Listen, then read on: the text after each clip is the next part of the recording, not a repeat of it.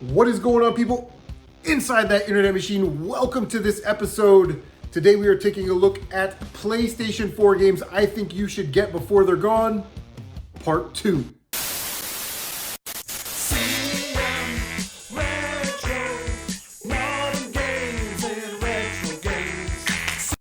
So before we get started, I just wanted to take a quick second here and thank everybody that watched the last video. That got a lot of views on this channel, which I'm very appreciative of. And we're up like 20 or 30 subscribers, which is awesome that you guys are sticking around. Hopefully it was because you wanted to watch part 2, and here we are. Also, if you watched the previous video, in the comments section, a lot of you gave out some great game recommendations. I will leave a link to that video at the end of this video in the end screen. So if you missed the first part, don't worry. You can go back, watch the first part, and check out all those cool games that everybody recommended in the comments section. Okay, so first game out of the chute was one of the first PlayStation 4 games I ever bought. I came to the PS4 party late, and someone on YouTube was streaming this game, and I was like, man, I gotta have it. Went to GameStop. I just bought it because I thought it looked really good and really fun. I didn't even own a PlayStation 4 yet, and that game is Song of the Deep. Trying to have it fall over like Mafia did. So Song of the Deep is Insomniac's underwater adventure game. And like I said, it was a GameStop published game, a GameStop exclusive type game for the Xbox and the PlayStation 4. It also came out on Steam if you want to play it that way. But it's just not a game that I see a lot anymore in stock or at pawn shops or at GameStop or at my local store. So for like 15 bucks, I feel that you should really add this to your collection. It's, you play as Miriam. It's she's like a 12-year-old girl, and her father is lost at sea, and she builds her own submarine, and she goes out on this adventure to find her dad. And it's very much built like a Metroid type game where you do puzzles and defeat enemies, and you can like get coins and you upgrade your ship.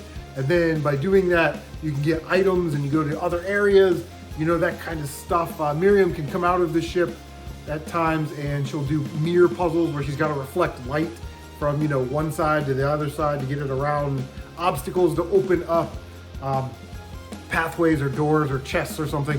But yeah, it's just a really fun game. It's not too terribly difficult, and it's not too terribly long, but it's definitely a game, like I said, that I highly recommend. And it's not a game that a lot of people talk about anymore, and I wish they would, because it's a really, really good game.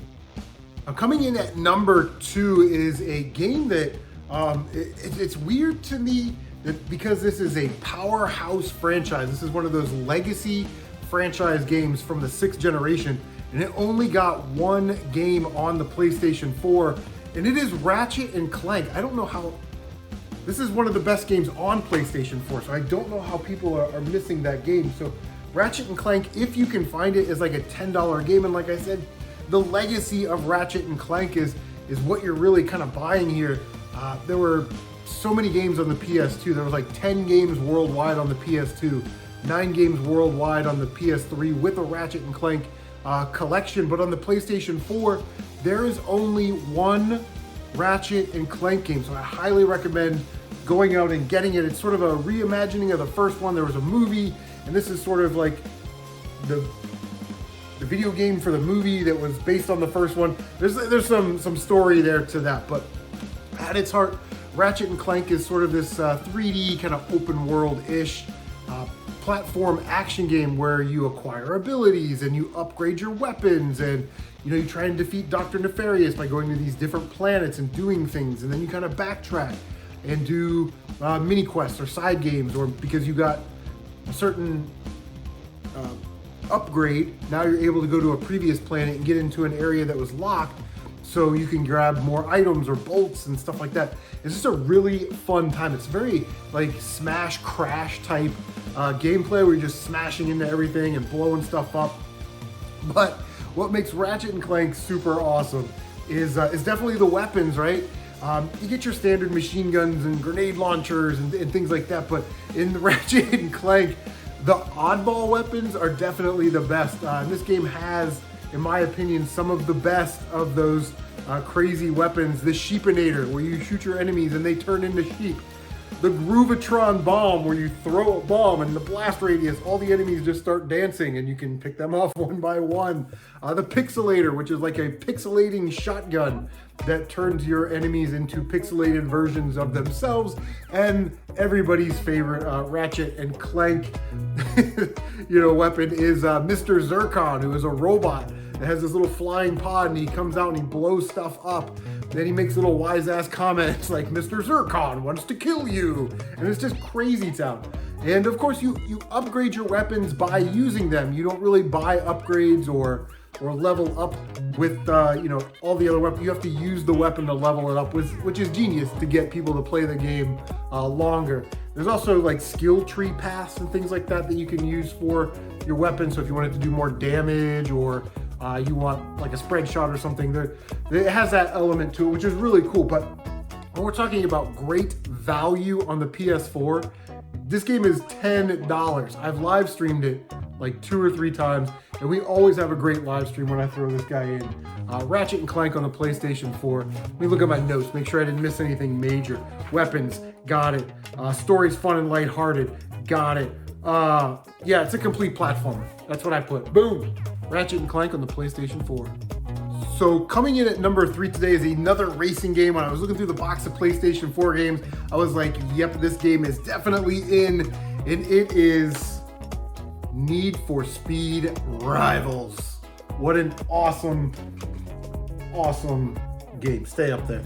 Need for Speed Rivals, super awesome arcade racing game. It's Redview County, and it does all those really cool things that arcade racers should be doing. It gives you sort of like the thrill and that speed of flying through these areas. The county itself is very sort of diverse. There's mountain area, desert area, seaside area, this forest area, and those locations make the gameplay so much better. Like, okay, so in the desert area, all right, it's wider because there's no like guardrails or like rocks or anything. So the track feels wider. So when you hit your boost and you're flying past other cars, you feel like there's a little bit more room to work with. When you get into the forest area, everything sort of tightens up a little bit. It's like 2-lane roads with guardrails on the side, trees like protruding over the track and whatever. It just feels claustrophobic, and it tightens up. So from that aspect is really, really awesome.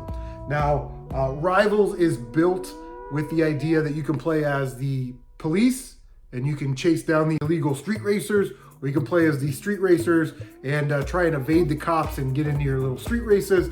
But essentially, each career path kind of plays the same. You take your car, you go out onto the road, and you have a menu on the right-hand side, your events menu, and it'll tell you everything that you need to do to complete that chapter. There's like 10 or 12 chapters. Then you see the end credits. So I'm not sure if the online mode is still up, as this game is like over 10 years old, and I don't play online anyway, but each career path gives you sort of that, again, that risk versus reward. As the cops, there's definitely that fun stalking, hunting element to it, where you can upgrade your vehicle and have like electromagnetic pulse weapons and set out spike strips and barriers, and that's really cool. As the racers, you have like a multiplier, and you're trying to accumulate these points, and you can either go to the hideout and cash in your points, or you can stay on the track and risk it. But if you get caught by the cops, if you get crashed out by the cops, then you lose all your points. So speaking of the upgrades, they're not that great in this game, and I think it's by design. I think they want you out on the track sort of playing the game instead of worrying about what size customization wheel rims you want and all that stuff, which makes sense to me because playing the game is the best part. And you can upgrade a little bit, and of course all the best manufacturers are represented. Chevy, Ferrari, Bugatti, all the great car manufacturers are in there. So yeah, you can kind of change the colors of them, but there's really not a lot in the way of customization if that's sort of your thing. And speaking of the cars, they all handle really well. They feel like they've got some weight to them, and yeah, it looks great, sounds great. Every time I live stream this game, I always get copyright stroked, and can't monetize that video. But Need for Speed Rivals, for hardcore like racing game fans, or even just fans of the Need for Speed series, there's sort of mixed opinions on this game, and I totally get it, and I'm okay with that. But in the realm of what we're trying to do, a $10 arcade racing game that looks and plays just like Need for Speed Rivals, to me was a no-brainer and an absolute win. So go out and get that one before it's gone. So coming in at number 4 today, I did not have a shooter in my last video, and I look to rectify that right now. Now, there are a million shooters on the PlayStation 4 from all different regions, all different kind of companies are making shooters. It is now a fashionable thing to do. They're making remixes or remakes of old shooters from like the 5th and 6th generation and before even, and putting them on the PlayStation 4. But a game that came out for the PlayStation 4 that I think that you really need to have in your collection is Ryden 5.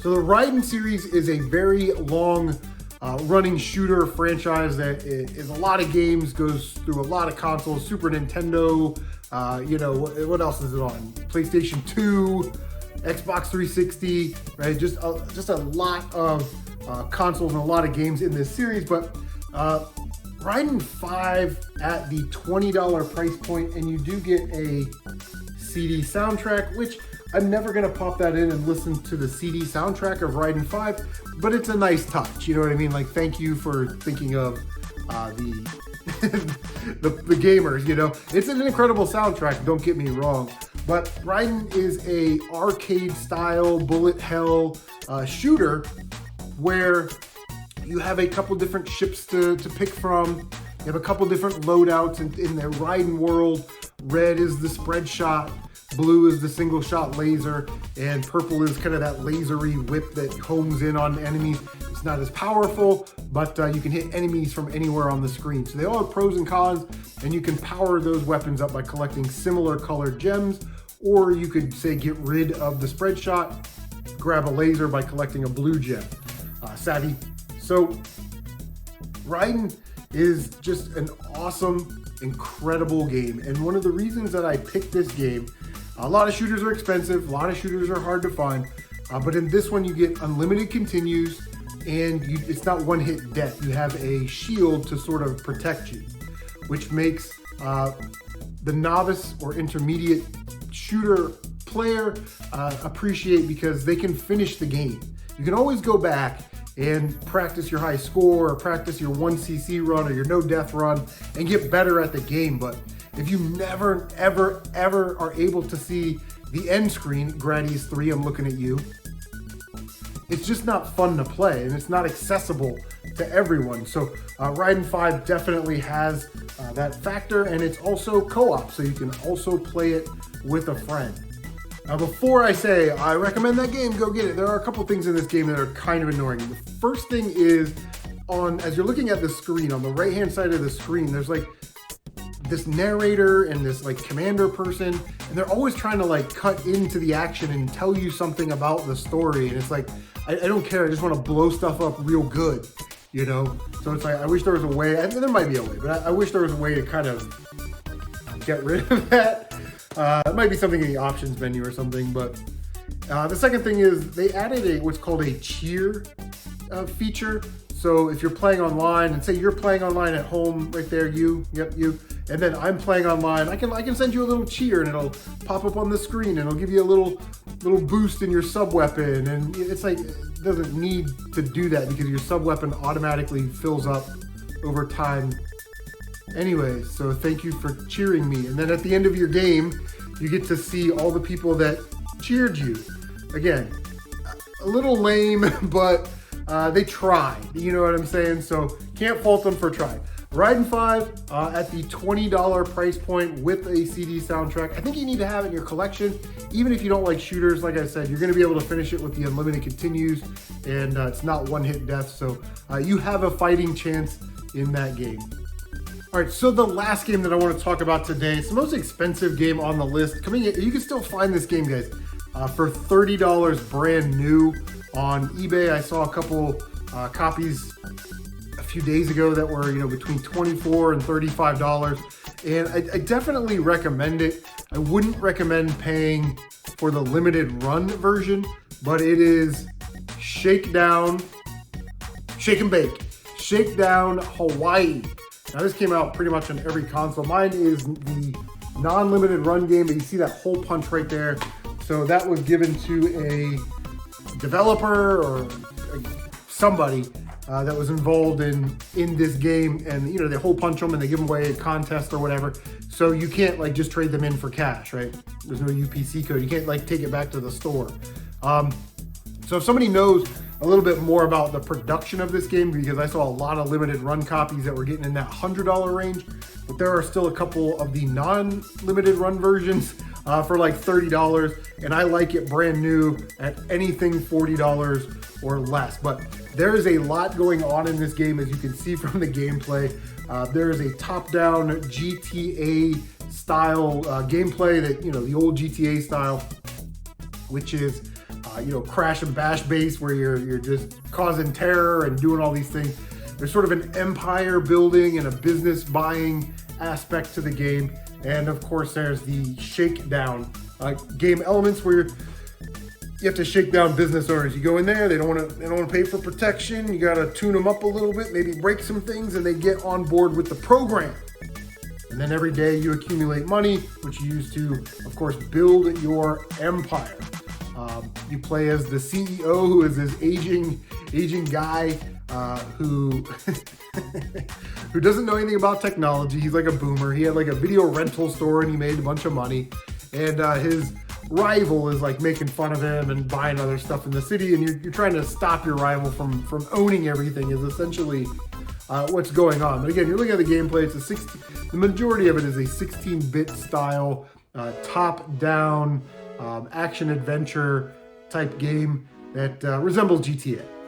So like I said, the overall goal is to own everything on the island and defeat your rival. But you buy buildings, or you can upgrade buildings. So if you bought like I don't know, like a record store or something, you could purchase like promotional things, like give out gift cards or run advertisements and things like that to draw more people into your business. And it's so funny because the guy he's the boomer, like, oh, we should invest in shareware, and he's like, shareware? Why don't we just own it all? You know what I mean? He doesn't understand technology or the modern world, so why would we share it with anybody? Why don't we just buy it? You know, he says dumb things like that. And there's like 4 or 5 times where I was laughing out loud, man. I've streamed that game before. It's so much fun. And by buying certain businesses, it will allow you to do things, and then you can open new missions. So the example that's sort of used is you buy the construction company, and then you can like level these old buildings, and then you can build on those buildings, and that will unlock other construction missions, you know, like demolish the low rent housing area or something. And you wouldn't get that if you didn't buy the construction business and do the other things. But while the game is fun to play in bursts, it is, you know, a 6 to 8 hour game, I think I wrote down. And it does get a little repetitive. So you as the CEO, you're more concerned with the buying and empire building. Your son Scooter, who's a complete idiot, is into the shakedown business, where he goes and shakes down these businesses. And then you have a guy named Al, who is in South America somewhere, and he's doing things in South America that help you with your business. Like, hey, we own coffee brand X, and our competitor owns coffee brand B. Go burn down his coffee bean fields in Colombia or something. And then Al goes and you play the little mission, which is awesome because there's like 100 missions or something, but the missions are only like 2 minutes long. You know what I mean? So you can kind of rapid fire through the missions if you wanted to, but otherwise, Shakedown Hawaii is a good time. I definitely love that game. I highly recommend it. I kind of want to pop it in and play it now. Yeah, here's the notes. I'll read it right from you. Once you beat the main game, you can unlock the arcade mode. You can play arcade missions that are timed and destruction based, which is really fun. And it's just a fun game to play. It's, you know, missions are short. The game doesn't dilly-dally. It keeps it moving, you know, so you will get to the end of the game. Super fun, great music, hysterical, highly recommend it. But this is one of those games that's sort of getting expensive, especially on the PlayStation 4. So if you're gonna get it now. Well guys, those are my 5 PlayStation 4 games I think you should get out and buy right now before they're gone. What are some of your recommendations? Leave a comment down below. Don't forget to like, comment, subscribe, share on social media, and don't forget to bang that notification bell so you can stay up to date on all of your CM retro gaming goodness. Guys, thank you so much for making YouTube fun again, and we will see you on the next one.